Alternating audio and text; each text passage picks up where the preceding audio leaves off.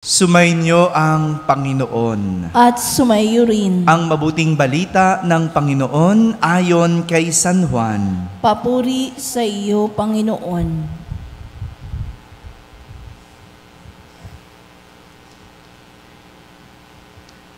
Noong panahong iyon, sinabi ng mga tao kay Jesus, "Ano pong kababalaghan ang maipakikita ninyo upang manalig kami sa inyo? Ano po ang gagawin ninyo?" Tanong nila. "Ang aming mga magulang ay kumain ng mana sa ilang, ayon sa nasusulat. Sila'y binigyan nila ng pagkain mula sa langit, dugtong pa nila." Sumagot si Jesus, "Dapat ninyong malaman na hindi si Moises ang nagbigay sa inyo ng pagkain mula sa langit, kundi ang aking Ama. Siya ang nagbibigay sa inyo ng tunay na pagkain mula sa langit, sapagkat ang pagkaing bigay ng Diyos ay yaong bumaba mula sa langit at nagbibigay buhay sa sanlibutan." "Ginoo," wika nila, "bigyan po ninyo kami lagi ng pagkaing iyon." "Ako ang pagkaing nagbibigay buhay," sabi ni Jesus. "Ang lumalapit sa akin ay hindi na magugutom, at ang nananalig sa akin ay hindi na mauuhaw kailanman." Mga kapatid, ang mabuting balita ng Panginoon. Pinupuri ka namin, Panginoong Hesukristo. Magsiupo po ang lahat at makinig sa homilya. Isang magandang umaga po sa inyong lahat. Magandang umaga rin sa mga nasa barangay na nakakapakinig ng ating banal na misa, sa lahat ng mga nasa tahanan na nagsisimba via online, at sa lahat ng nasa abroad. Sang magandang araw po sa inyong lahat. Kasama kayo sa aming banal na pagdiriwang dito sa ating parokya. Usaping pagkain ang ating narinig mula sa Ebanghelyo sa araw na ito. Pagkain. No? Alam mo naman ng tao, pag usaping pagkain, yan, no? Nabubuhayan tayo, no? Dito sa atin, no? Araw-araw tayo nagpapakain. No? Usaping pagkain. No?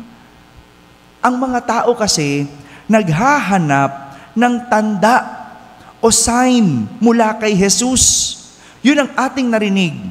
At binigay nilang halimbawa yung natanggap ng kanilang mga ninuno na mana o tinapay mula sa langit nang minsang sila'y nagutom sa disyerto matapos silang itakas ni Moises mula sa kaalipinan sa Ehipto. Nagutom yung kanilang mga ninuno. At dahil doon, hiniling ni Moises sa Panginoon na bigyan sila ng pagkain. At dahil doon, sa awa ng Diyos, nagpaulan ng mana o yung tinapay mula sa langit. At ito, yung gusto ng mga tao kay Jesus. Yun yung gusto nilang gawin din ni Jesus sa kanila. Yung pakainin sila, yung may makuha mula sa Kanya. Yan yung pinapahiwatig ng mga tao na kung ano ang ginawa ng Diyos o anong natanggap ng kanilang mga ninuno, siya din ang kanilang tatanggapin. Yun din ang kanilang makukuha.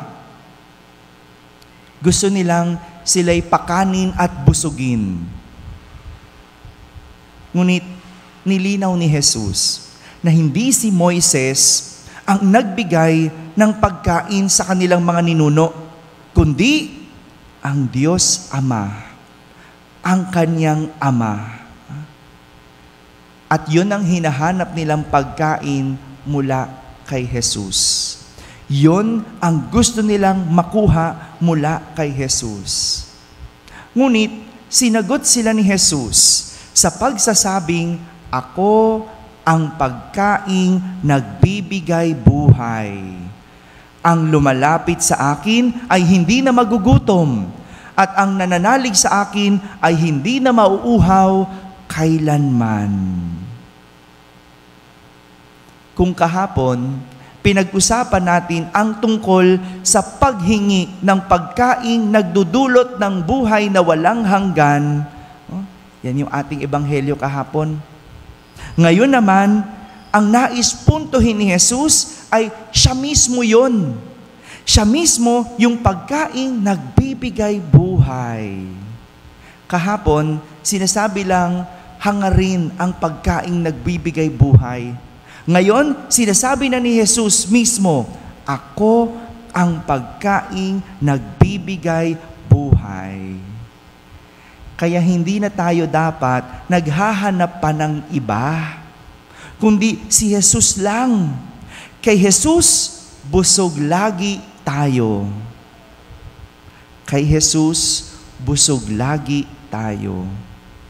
Ngunit, hindi ito agad naunawaan ng mga tao. Hindi ito naintindihan ng mga tao dahil pisikal na pagkain ang kanilang nasa isip. Ngunit ang tinutukoy ni Jesus ay pagkaing pang-espiritual. Tanging ang may pananampalataya lang ang makakaunawa ng pagkabusog na hatid ni Jesus. At hindi kailanman yon mauunawaan ng walang pananampalataya. Kaya nga, hindi nauunawaan ng mga taong hindi nagsisimba kung bakit tayo nagsisimba araw-araw. Di ba? Nagrereklamo ba yung mga anak ninyo kung bakit kayo lagi nasa simbahan? May nagsasabi ba na, yan, simba kayo ng simba. Ba't ba kayo punta ng punta sa simbahan? Hindi nila maunawaan yon. Kasi hindi sila nagsisimba eh. Parang debosyon, hindi mo maunawaan ng isang debosyon kung hindi ka isang deboto. Alam nyo, inaamin ko, nung ako po ay wala pa sa Quiapo o hindi pa na-assign sa Quiapo, hindi ko maintindihan yung debosyon na yon. Hindi ko maintindihan yung mga deboto ng Nazareno. No? Para sa akin, ang gugulo lang ninyo. No? Para sa akin, no? Para silang mga pasaway. No? Pero nung na-assign ako sa Quiapo at nakita ko ang debosyon, nakilala ko ang mga deboto, nakarinig ako ng mga kwento, doon ko naunawaan ang kanilang debosyon. Doon ko sila naunawaan. At parang ganito yung sinasabi ni Jesus. Maunawaan mo lang na siya ang pagkaing nagbibigay buhay kung ikaw ay may pananampalataya. Kung hindi mo maunawaan niyon, wala kang pananampalataya o mahina ang iyong paniniwala. Totoo naman eh, di ba? Kaya hindi magsimba ang iba dahil wala silang napapala. Yun ang pakiramdam nila. Wala silang nakukuha. O tingnan mo. Pag Pasko, may bigayan tayo, di ba? Ay, kahit madaling araw ako magmisa, puno ang simbahan. Bakit? Kasi may mapapala. May makukuha. Pero, iba yung nakukuha natin na pagkain mula kay Jesus.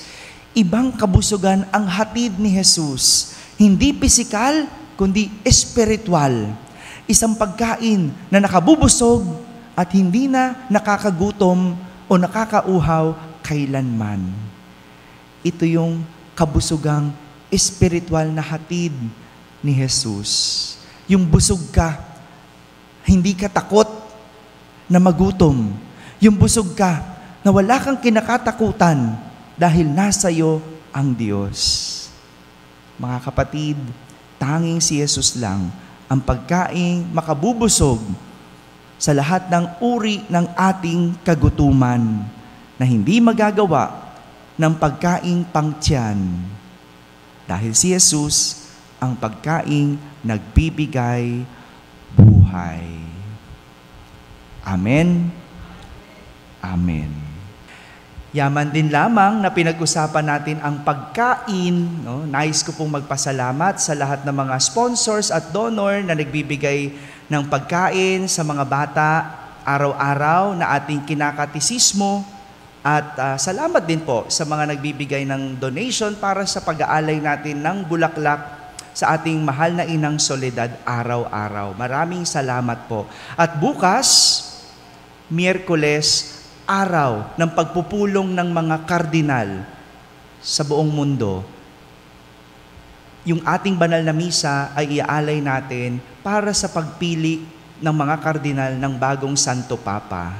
Kaya naman po bukas, pagkatapos po ng ating 6 p.m. Mass, magkakaroon po tayo ng adoration o banal na pagtatanod para sama-sama tayong manalangin at magdasal sa gagawing pagpupulong ng lahat ng mga kardinal sa buong mundo.